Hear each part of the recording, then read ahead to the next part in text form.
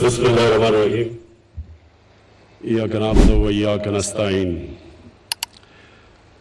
Army chief general Bajwa, service chiefs, मेरे parliamentary colleagues, ख्वातीन और हजरात, और जिनके लिए आज फंक्शन है, पाकिस्तान के शोहदा के लवाहिकीन, मैं आज आप सबको खुशामदीद कहता हूं।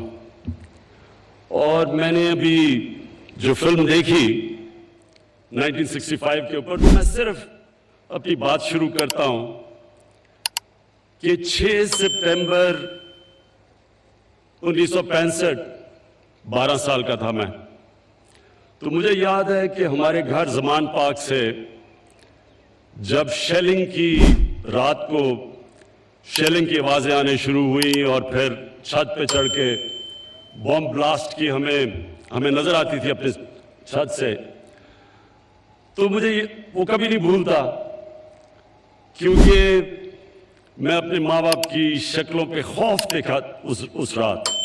डर था कि पता नहीं क्या होगा। 7 सितंबर को ज़मान पार्क में हमारे जितने भी बड़े थे, एक काउंसिल ऑफ वॉर हुई, सब जमा हुए। एक रूमर थी कि रात को हिंदुस्तान के पैराट्रूपर्स ने लाहौर में ड्रॉप होना है, तो हमारी फिर एक सिविल फोर्स बनी। सब जितने भी मेरे बड़े कजन्स थे, उन्होंने ज़मान पार्क में मोर्चा बनाया इंडियन पैराट्रूपर्स की इंतज़ार में। मैं 12 साल का था, मैंने अपने वालिद की बंदूक पकड़ी और मैं भी पहुंच गया उनके साथ गार्ड ड्यूटी देने के लिए। जैसे ही मैं वहां पहुंचा, मेरे कज़न ने मुझे वापस भेज दिया कि नहीं, तुम बहुत छोटे हो, तुम नहीं कर सकते ये। बड़ी मुझे तकलीफ हुई कि ये क्या किया। मैं कोसा अपने आप को, मैं सिर्फ 12 साल का हूं। बहरहाल मैं घर चला गया।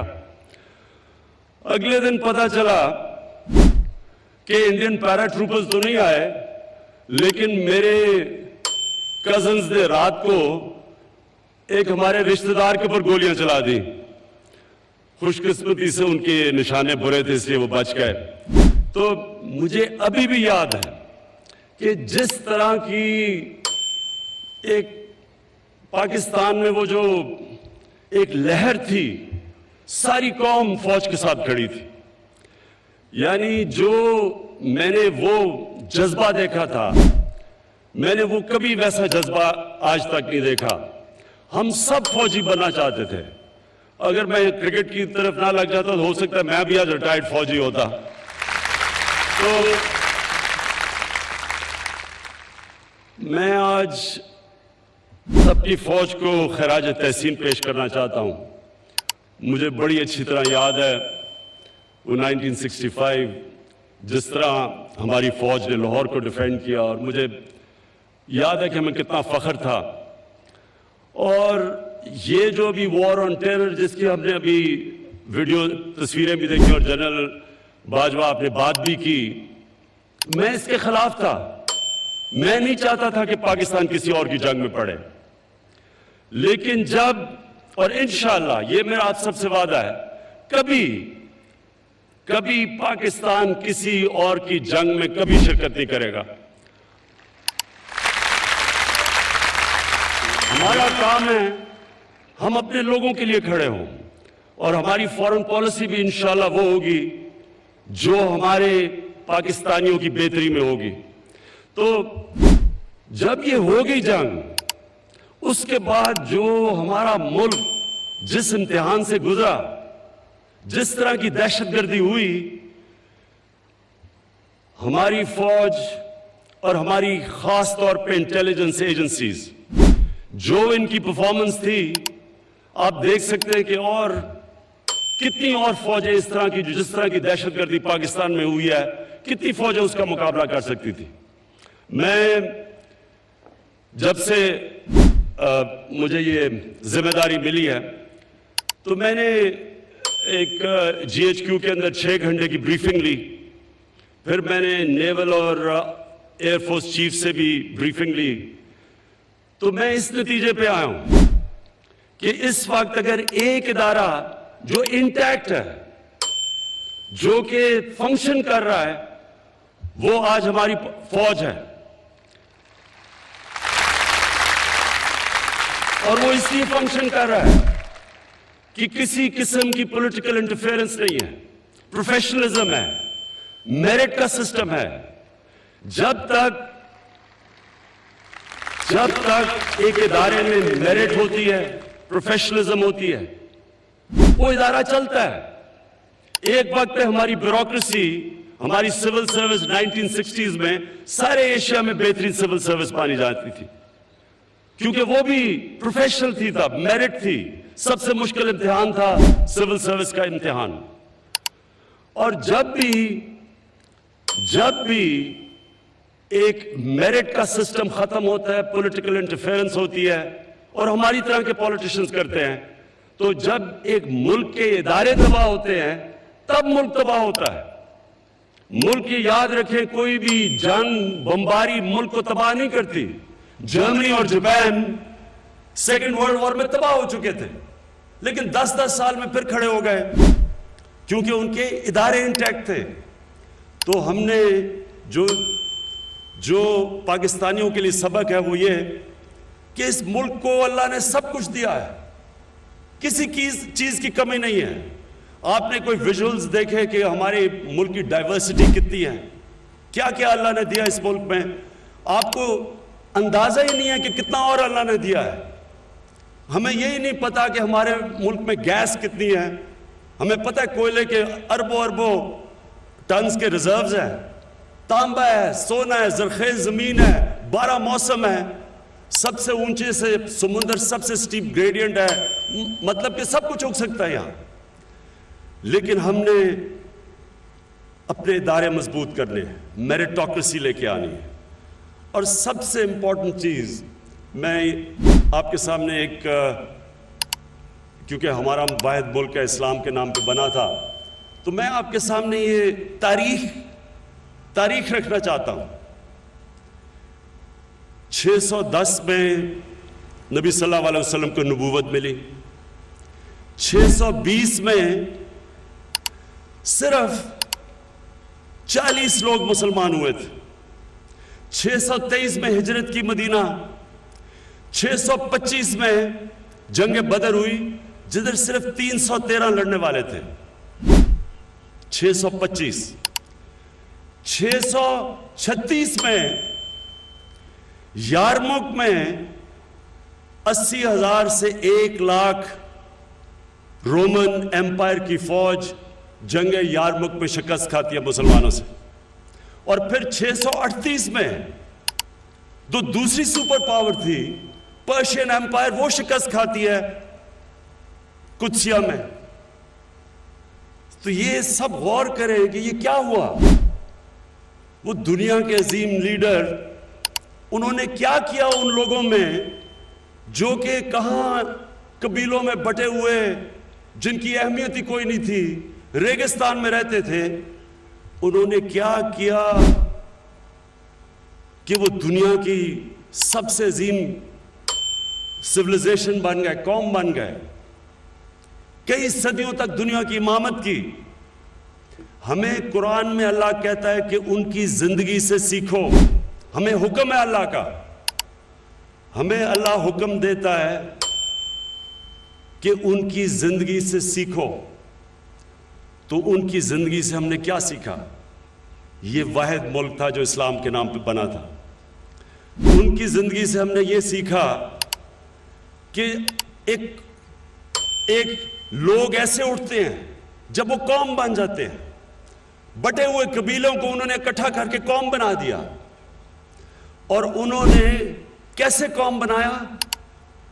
ہر انسان کا سٹیک ہو گیا اس قوم کا حصہ بننے میں۔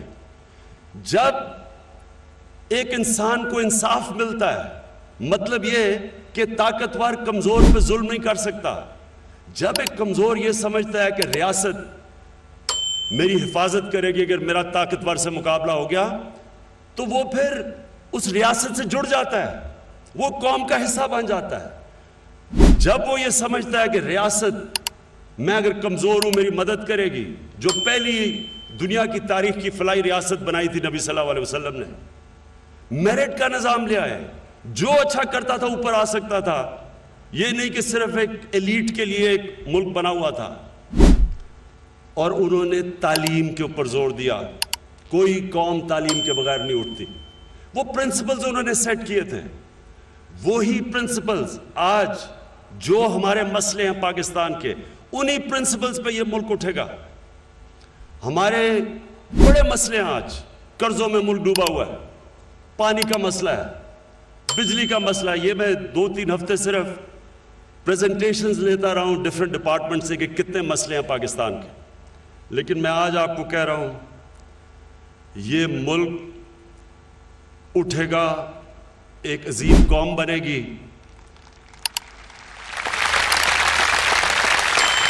لیکن کب بنے گی؟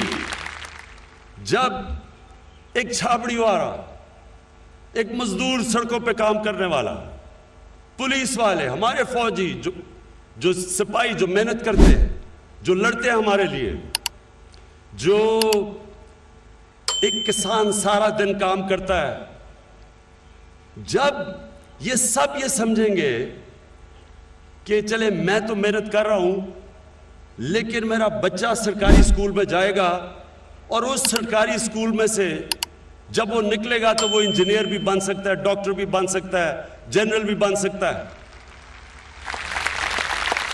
جب وہ مزدور یہ سمجھے گا کہ اگر میرے سے کوئی ظلم کرتا ہے، میرے حقوق نہیں ملتے، تو میں اگر عدالت میں جاؤں گا مجھے انصاف ملے گا۔ جب یہ کمزور طبقہ یہ سمجھے گا، چھاپڑی والا، کہ اگر میرا بیوی بچے بیمار ہوتے ہیں تو وہ ہسپتال میں جائیں گے، ان کا علاج ہوگا مفت، ان کو پیسے نہیں دینے پڑیں گے۔ وہ یہ سمجھے گا کہ میرا بیٹا اگر محنت کرے گا تو وہ بڑے سے بڑے عہدے پہ پہنچ سکتا ہے۔ تب وہ ایک قوم کا حصہ بننا چاہتے ہیں، تب وہ اس قوم کے لیے لڑنا چاہتے ہیں، وہ اس قوم کے لیے مرنا چاہتے ہیں، وہ اس قوم کو بچانا چاہیں گے۔ ہماری انشاءاللہ یہ قوم تب بنے گی جب ہم سب میں یہ احساس ہو جائے گا کہ ہماری ذمہ داری ہے یہ جو 43% بچے جن کی سٹنٹڈ گروتھ ہے کیونکہ ہم ان کو خوراک پوری نہیں ملتی، جب ہم ان کو اپنے بچے سمجھیں گے، جب ہم یہ سمجھیں گے کہ جو مدرسوں میں 24 لاکھ بچے پڑھ رہے ہیں ان کا بھی حق ہے اس ملک میں اوپر آنے کا، جج بننے کا، جنرل بننے کا، یہ بھی اوپر آ سکتے ہیں۔ یہ قوم تب بنے گی۔ قوم ایسے نہیں بنتی کہ تھوڑے سے لوگ امیر ہو جائیں، پریولیجز ان کی، انگلش میڈیم سکول ان کا، باہر علاج ان کا، اچھی اچھی نوکریاں ان کی، اور نیچے لوگ بچارے محنت کر رہے ہیں، روزگار کے لیے باہر جانا پڑتا ہے۔ 8,000 باہر پاکستانی جیلوں میں پڑا ہوا ہے کیونکہ وہ بچارے روزگار کے لیے ویزا بھی لیتے ہیں، پھر یعنی اللیگل بارڈر بھی کراس کرتے ہیں، صرف روزگار کے لیے، کیونکہ ہم اپنے ملک میں روزگار ان کو نہیں دے سکتے۔ تو یہ آج میں آپ سب کو یہ کہنا چاہتا ہوں کہ دیکھیں، ہمارے لیے نبی صلی اللہ علیہ وسلم نے وہ پرنسپلز دے دیے تھے جس سے وہ بٹے ہوئے عرب، ریگستان میں رہنے والے غریب ترین لوگ، ان کو اٹھا کے انہوں نے دنیا کی امامت کروائی۔ یہ تاریخ کا حصہ ہے، یہ کوئی گریک میتھولوجی نہیں ہے، یہ ہیومن ہسٹری کا حصہ ہے۔ فال آف دا رومن ایمپائر کے اندر پورا چیپٹر ہے کہ کیسے سرکار مدینہ نے اٹھا کے اور دونوں سپر پاورز کو گرا دیا۔ یہ تاریخ کا حصہ ہے، اور ہمیں اللہ نے کہا ہے کہ ان کی زندگی سے سیکھو، اور ہم نے ان سے سیکھنا ہے۔ یہ قوم نے اگر اوپر جانا ہے تو ہم نے سیکھنا ہے ان سے۔ میں جنرل باجوہ آپ کا آج شکر گزار ہوں، پہلی دفعہ میں ایسی فنکشن پہ آیا ہوں۔ میں یہ آپ کو کہنا چاہتا ہوں کہ یہ جو ایک متھ بنائی ہوئی ہے سول ملٹری ریلیشن، یہ کوئی جی آپس میں کوئی بڑی کشمکش چل رہی ہے، کوئی ایسا ایشو نہیں ہے۔ ہم سب کا ایک ہی کامن گول ہے، ہم نے اس ملک کو اٹھانا ہے۔ ہمارا جینا مرنا پاکستان ہے، میرا یہ رہنا مرنا جینا، باہر میں نے کمائی کی لیکن سارا کچھ آج میرا پاکستان میں ہے۔ میں اس ملک کے ساتھ ہی اوپر جاؤں گا، اسی کے ساتھ نیچے جاؤں گا، اور مجھے پتہ ہے آپ بھی اسی طرح سوچتے ہیں۔ اور پاکستان فوج ایک ادارہ ہے، اور انشاءاللہ باقی سارے ملک کے اندر اداروں کو بھی، جو ادارے کمزور ہوئے ہیں ان کو بھی ہم اٹھائیں گے۔ یہ مثال ہے ہمارے سامنے کہ ایک ادارہ اگر انٹیکٹ ہوتا ہے تو یہ جنگ لڑے ہیں پچھلے 15 سال، جس میں سارے ہمارے دشمن کود پڑے تھے، پوری انہوں نے کوشش کی پاکستان میں تقسیم کرنے کی، لڑائی کرنے کی، دہشت گردی کرنے کی، پورا فائدہ اٹھایا جب ہم کسی اور کی جنگ میں گئے۔ یہ ایک آج پاکستان قوم کی طرف سے آپ کو خراج تحسین پیش کرتا ہوں کہ جس طرح آپ نے اور انٹیلیجنس ایجنسیز نے مل کے ہمیں اس جنگ سے نکالا۔ میں شہداء کا جو ان کے لواحقین ہیں، میں ان کو ایک صرف آخر میں بات کہنا چاہتا ہوں کہ دیکھیں، ہم جب نماز پڑھتے ہیں تو ہم اللہ سے کہتے ہیں کہ اللہ، ایک ہی چیز مانگتے ہیں اللہ سے کہ اللہ ان کے راستے پہ لگا جن کو تو نے نعمتیں بخشی ہیں۔ تو نعمتیں تو اللہ نے سب سے پہلے پیغمبروں کو بخشی ہیں، اور پیغمبروں کے بعد جو سب سے بڑا درجہ ہے وہ شہیدوں کا ہے۔ تو آپ سب کو جنہوں نے اس دور پہ اپنے قریبیوں کو شہید ہوتے دیکھا ہے، تو آپ کو یہ اس چیز کی پورا مطمئن ہونا چاہیے کہ ہم تو آخرت میں ماننے والے ہیں، مسلمان تو ہے ہی وہ جو آخرت میں مانتا ہے۔ تو آپ سب کو اس چیز پہ مطمئن ہونا چاہیے کہ اللہ ان لوگوں سے جنہوں نے ہمیں بچانے کے لیے اپنی جان کی قربانیاں دیں، اللہ کے لیے پیغمبروں کے بعد سب سے بڑا درجہ ان شہیدوں کا ہے۔ بہت شکریہ۔